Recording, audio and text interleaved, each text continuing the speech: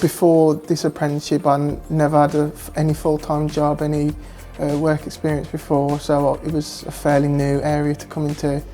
and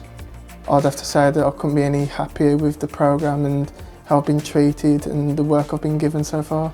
I think that Apprentify,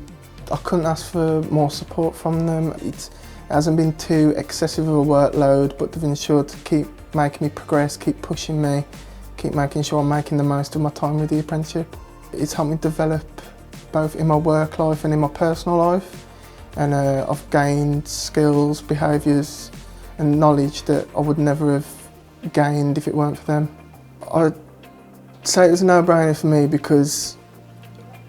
at college I was kind of getting burnt out from the curriculum, the constant pressure to get good grades, exam after exam,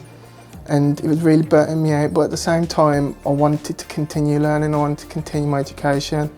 So an apprenticeship was for me a way to continue that education while at the same time have a bit of freedom of being able to work with what I want to work, learning how I want to learn, and obviously of course being able to make money from it as well.